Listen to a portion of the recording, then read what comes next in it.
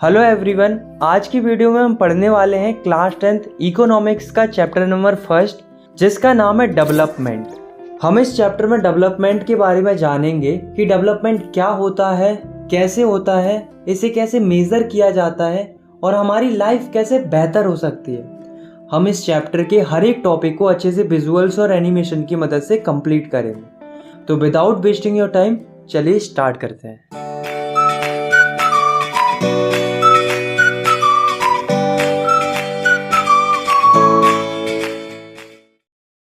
What development promises different pupils different goals। सबसे पहले हम बात करते हैं डेवलपमेंट की। डेवलपमेंट का मतलब होता है विकास। अब दोस्तों आप मुझे ये बताओ कि आपके हिसाब से डेवलपमेंट क्या है। तो आप में से कई सारे लोग कहेंगे कि बिल्डिंग्स का बनना डेवलपमेंट है, रोड्स बनना डेवलपमेंट है, रेलवेज बनना डेवलपमेंट है, अच्छे अच्छे स्कूल्स होना डेवलपमेंट है, हॉस्पिटल्स होना डेवलपमेंट है। तो सबके दिमाग में अलग अलग थॉट्स आएंगे डेवलपमेंट से रिलेटेड। लेकिन अगर मैं आपसे कहूँ कि डेवलपमेंट को एक सिंगल लाइन में डिफाइन करो तो कैसे करोगे? देखो, हम लिखेंगे the betterment of anything is called development.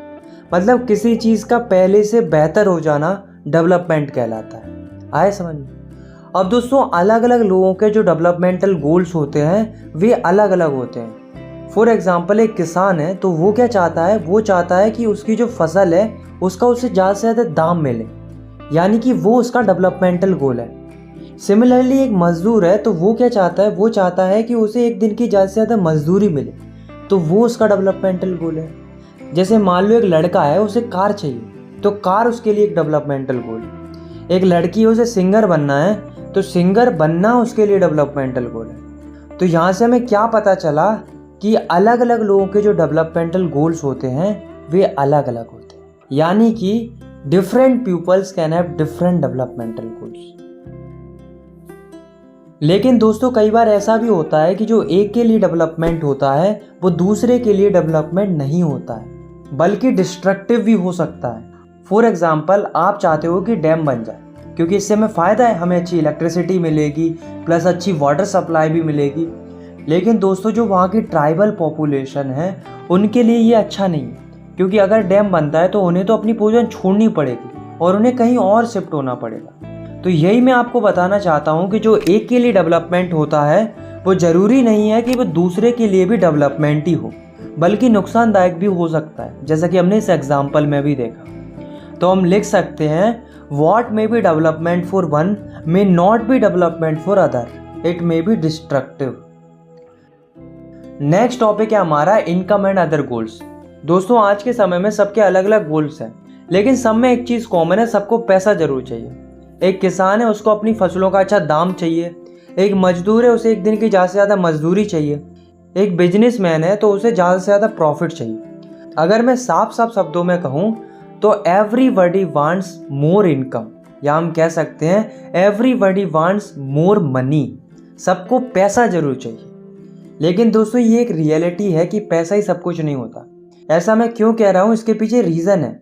देखो, इस दुनिया में दो तरह के गोल्स होते हैं। एक होते हैं मटेरियलिस्टिक गोल्स, जिन्हें हम पैसों से खरीद सकते हैं, जैसे कि घर, कार, क्लॉथ्स, फ्रिज।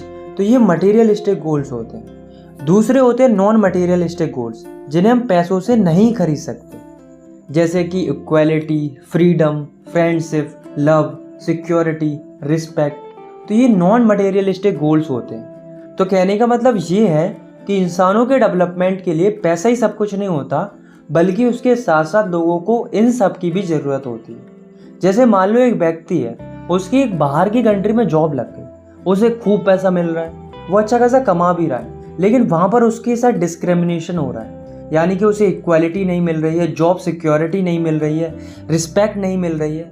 अब आप खुद ही सोचो कि क्या वो अपने आप को डेवलप्ड फील कर पाएगा? नहीं ना। तो यही मैं आपको बताना चाहता हूँ कि money is not enough for development. मतलब पैसा काफ़ी नहीं है डेवलपमेंट के लिए। In fact for proper development people look at on both materialistic goals as well as non materialistic. मतलब अगर प्रॉपर डेवलपमेंट करना है तो इंसानों को दोनों को देखना पड़ेगा, मटेरियलिस्टिक गोल्स को भी और नॉन मटेरियलिस्टिक गोल्स को। आए समझ में? और आपने एक और चीज़ नोटिस की कि जो हमारा टॉपिक था इनकम एंड अदर गोल्स, वो भी हमें यही बताना चाह रहा है कि इनकम तो ज़रूरी है ही, लेकिन उसके साथ साथ अदर गोल्स भी ज़रूरी होते हैं। National development. दोस्तों, अभी तक हमने जो पढ़ा वो पर्टिकुलर एक व्यक्ति के लिए था। हमने ये जाना कि डेवलपमेंट का मतलब एक व्यक्ति के हिसाब से क्या होता है, लेकिन इस टॉपिक में हम जानेंगे कि पूरे नेशन का डेवलपमेंट कैसे होता है, मतलब पूरी कंट्री का डेवलपमेंट कैसे होता है। तो यहाँ पर भी लोगों के अलग अलग थॉट्स होते हैं। कुछ लोग कहते हैं कि देश का डेवलपमेंट तब होगा जब देश की सड़कें अच्छी होंगी। कुछ लोग कहते हैं कि देश का डेवलपमेंट तब होगा जब हेल्थ सेक्टर इम्प्रूव करेगा। कुछ लोग कहते हैं कि देश का डेवलपमेंट तब होगा जब एजुकेशन सिस्टम इम्प्रूव करेगा। कुछ लोग तो ये भी कहते हैं कि देश का डेवलपमेंट तब होगा जब पेट्रोल का दाम कम हो। तो कहने का मतलब ये है कि जिस प्रकार लोगों के डेवलपमेंटल गोल्स अलग अलग हो सकते हैं, ठीक उसी प्रकार नेशन के डेवलपमेंट के प्रति भी लोगों की अलग अलग धारणाएं हो सकती हैं। यानी कि हम लिख सकते हैं different people could have different notions toward national development. और जब लोगों के अलग अलग विचार होंगे तो वो कॉन्फ्लिक्टिंग भी हो सकते हैं। आए समझ में? इसलिए जब भी कुछ किया जाता है डेवलपमेंट के लिए तो ये ध्यान रखा जाता है कि उससे ज़्यादा से ज़्यादा लोगों का फ़ायदा हो और नुकसान की गुंजाइश कम से कम हो। अब दोस्तों, ये तो हम जानते हैं कि देश का विकास होना नेशनल डेवलपमेंट होता है, पर नेशनल डेवलपमेंट को डिफाइन कैसे करेंगे, इसकी एक्चुअल डेफिनेशन क्या होगी? देखो, तो the ability of the country to improve the living standard of its citizens is called national development. मतलब जब देश के नागरिकों का लिविंग स्टैंडर्ड इम्प्रूव होगा तब हम कहेंगे कि नेशनल डेवलपमेंट हो रहा है। मतलब वही बात है, देश तरक्की जब करेगा जब देश के लोग तरक्की करेंगे। और देश के लोग कब तरक्की करेंगे? जब उन्हें अच्छी एजुकेशन मिलेगी, अच्छी मेडिकल केयर मिलेगी, पब्लिक फैसिलिटीज़ मिलेंगी, लोगों को एम्प्लॉयमेंट मिलेगा, तो देश अपने आप तरक्की करेगा। आए समझ में? How to compare different countries और स्टेट्स। आपने देखा होगा कि कोई कंट्री डेवलप्ड होती है, कोई कंट्री अंडर डेवलप्ड होती है। तो ये पता कैसे चलता है कि ये कंट्री डेवलप्ड है या अंडर डेवलप्ड है? तो ये हम पता करते हैं इनकम के बेसिस पर। मतलब कोई कंट्री कितना कमाती है, इस आधार पर हम कंपेयर करते हैं कि वो कंट्री डेवलप्ड है या नहीं है। जिस कंट्री की जितनी ज़्यादा इनकम होगी वो कंट्री उतनी ही ज़्यादा डेवलप्ड होगी। तो हम लिख सकते हैं for comparing countries their income is considered to be one of the most important attributes. तो यहाँ पर ध्यान देना, मैंने क्या बोला? One of the most important attribute. मतलब इनकम जो है वो one of the most important attribute है कंट्रीज को कंपेयर करने की। इसके अलावा भी बहुत सारे होते हैं जिन्हें हम आगे डिस्कस करेंगे। तो जब भी कंट्रीज को कंपेयर किया जाता है तो सबसे पहले देखी जाती है उसकी इनकम। वो भी कौन सी इनकम? पर कैपिटा इनकम, जिसे हम एवरेज इनकम भी कहते हैं। तो क्या होती है ये पर कैपिटा इनकम? तो पर कैपिटा इनकम का मतलब होता है कि देश में रहने वाला प्रत्येक व्यक्ति एवरेज कितने पैसे कमाता है एक साल के अंदर। तो इसको निकालने का एक सिंपल सा फॉर्मूला होता है कंट्री की टोटल इनकम अपॉन कंट्री की टोटल पॉपुलेशन। इस फॉर्मूले से हम कंट्री की पर कैपिटा इनकम निकाल सकते हैं। फॉर एग्जांपल, एक कंट्री है जिसमें 4 लोग रहते हैं, ए, बी, सी, डी। ए 3 रुपये कमाता है, बी 7 रुपये कमाता है, सी 2 रुपये कमाता है और डी 4 रुपये कमाता है। अब आपको इस कंट्री की पर कैपिटा इनकम निकालनी, तो कैसे निकालेंगे? तो आप फॉर्मूले को देखो, तो फॉर्मूले के हिसाब से सबसे ऊपर आएगी टोटल इनकम, कंट्री की टोटल इनकम, जो कि कितनी है सबको ऐड कर देंगे, कितनी आ जाएगी? 16 आ जाएगी। यानी कि टोटल इनकम आ गई 16। नीचे आएगी टोटल पॉपुलेशन, कितने लोग हैं? 4 लोग हैं। तो डिवाइड करेंगे, कितना आंसर आ जाएगा? 4 आ जाएगा। यानी कि इस कंट्री की पर कैपिटा इनकम आ गई 4।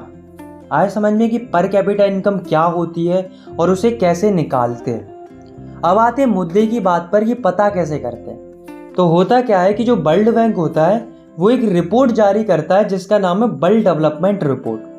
तो 2017 की वर्ल्ड डेवलपमेंट रिपोर्ट के अनुसार वर्ल्ड बैंक ये कहता है कि जिन कंट्रीज की per capita income $12,056 per annum या उससे ज़्यादा है तो वे कंट्रीज रिच कहलाएंगी, और जिन कंट्रीज की पर कैपिटा इनकम $955 या उससे कम है तो वे कंट्रीज पुअर कहलाएंगी। अगर हम अपनी इंडिया की बात करें तो इंडिया की पर कैपिटा इनकम है $1820 पर एनम। तो इस हिसाब से हमारी India low middle income countries की कैटेगरी में आती है। यानी कि इंडिया मिडिल और पुअर कंट्रीज के बीच में लाई करती है।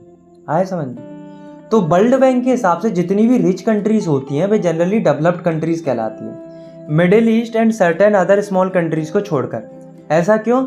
ऐसा इसलिए क्योंकि केवल इनकम ही डेवलपमेंट को डिफाइन नहीं करती है। अकेले इनकम से ही काम नहीं चलता है, बल्कि इनकम के अलावा भी बहुत सारे क्राइटेरिया होते हैं, जैसे कि freedom, security, health, education, equality. इन सब पर भी नेशनल डेवलपमेंट डिपेंड करता है। आए समझ में? इसी कंसेप्ट को और अच्छे से समझने के लिए हम पढ़ते हैं इस टॉपिक को, जिसका नाम है इनकम एंड अदर क्राइटेरिया। मतलब इनकम के अलावा और कौन कौन से क्राइटेरिया होते हैं। तो इसे हम समझते हैं कुछ स्टेट्स के एग्जाम्पल से, जो कि हैं हरियाणा, केरला एंड बिहार। तो सबसे पहले हम देखते हैं इनकी पर कैपिटा इनकम। तो हरियाणा की जो पर कैपिटा इनकम है वो है 1,80,174 रुपीज़। सिमिलरली केरला की पर कैपिटा इनकम है 1,63,475 रुपीज़ एंड बिहार की पर कैपिटा इनकम है 34,409 रुपीज़। तो यहाँ पर किसकी सबसे ज़्यादा पर कैपिटा इनकम है? हरियाणा की। यानी कि अगर हमने केवल इनकम के बेसिस पर कंपेयर किया तो यहाँ पर हमें क्या लगेगा कि हरियाणा डेवलप्ड है। पर जैसा कि हमारा टॉपिक है इनकम एंड अदर क्राइटेरिया, तो यहाँ पर हमें इनकम के अलावा अदर क्राइटेरियाज को भी देखना पड़ेगा, जैसे कि infant mortality rate, literacy rate, net attendance ratio. तो इनको भी हमें कंसिडर करना पड़ेगा। तो सबसे पहले तो हम ये देखते हैं कि इन्फेंट मोर्टेलिटी रेट होती क्या है। तो it's indicate the number of children that die before the age of 1 year as a proportion of 1000 live children born in that particular year. मतलब इन्फेंट मोर्टेलिटी रेट ये बताती है कि एक पर्टिकुलर ईयर में 1000 बच्चों में से कितने बच्चे मर जाते हैं अपनी 1 साल कंप्लीट करने से पहले। तो ये होती है इन्फेंट मोर्टेलिटी रेट।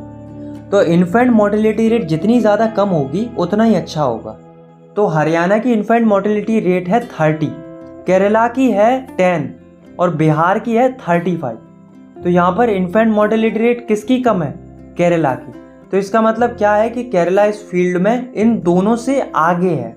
अब देखते हैं लिटरेसी रेट को। तो लिटरेसी रेट का मतलब होता है the proportion of literate people in 7 and above as group. मतलब 7 या उससे ज़्यादा एज ग्रुप के कितने लोग पढ़े लिखे हैं। तो हरियाणा में लिटरेसी रेट है 82, मतलब 82% लोग पढ़े लिखे हैं। केरला की लिटरेसी रेट है 94, यानी कि 94% लोग पढ़े लिखे हैं केरला के।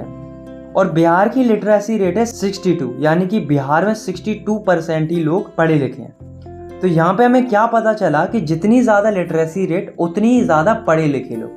तो यहाँ पर सबसे अच्छी लिटरेसी रेट किसकी है? केरला की। अब देखते हैं नेट अटेंडेंस रेशियो को। तो ये क्या होता है देखो। तो the total number of children of age group 14 and 15 years attending school as percentage of total number of children in the same age group.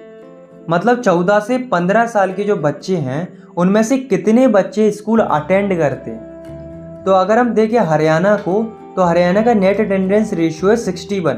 मतलब हरियाणा में इस एज ग्रुप के हर एक 100 बच्चों में से केवल 61 बच्चे स्कूल अटेंड करते हैं। वहीं अगर हम देखें केरला को, तो केरला का नेट अटेंडेंस रेशियो है 83। मतलब इस एज ग्रुप में हर 100 बच्चों में से 83 बच्चे स्कूल अटेंड करते हैं। अगर हम देखें बिहार का, तो बिहार का नेट अटेंडेंस रेशियो है 43। मतलब 100 बच्चों में से केवल 43 बच्चे ही स्कूल अटेंड करते हैं। तो यहाँ पर भी बेस्ट कौन है? केरला, क्योंकि केरला का सबसे ज़्यादा नेट अटेंडेंस रेशियो है। आए समझ में? अब आप इस पूरे डाटा को ज़रा ध्यान से देखो। तो यहाँ से हमें क्या पता चला कि भले ही हरियाणा की पर कैपिटा इनकम ज़्यादा थी, लेकिन बाकी फैक्टर्स में हरियाणा पीछे था। तो कहने का मतलब ये है कि इनकम ही इकलौता क्राइटेरिया नहीं होना चाहिए कंट्रीज़ या स्टेट्स को कंपेयर करने का, बल्कि इनकम के साथ साथ हेल्थ और एजुकेशन का भी बहुत इंपॉर्टेंट रोल होता है डेवलपमेंट में। अब देखो ना कि केरला इन सब फील्ड में आगे क्यों था, क्योंकि केरला में एजुकेशन और हेल्थ फैसिलिटीज़ अच्छी थी। आया समझ में? इसी से रिलेटेड एक बहुत ही अच्छी लाइन है जो कि है, money in your pocket can not buy all the goods and services that you may need to live well. इसका मतलब ये है कि जो आपके पास पैसा है वो सारी चीज़ें नहीं खरीद सकता जो जीने के लिए ज़रूरी होती है। फॉर एग्जाम्पल आप खुद ही सोचो, क्या हम पैसे की मदद से एक पॉल्यूशन फ्री इन्वायरमेंट खरीद सकते हैं? नहीं ना। सिमिलरली क्या हम पैसे की मदद से इन्फेक्शन होने से रोक सकते हैं? ऐसा तो नहीं होगा ना कि इन्फेक्शन आपसे पूछेगा कि आप पैसे वाले हो या गरीब हो। इन्फेक्शन तो कभी भी किसी को भी हो सकता है। इसीलिए इनकम के साथ साथ अदर फैक्टर्स को भी कंसिडर करना चाहिए।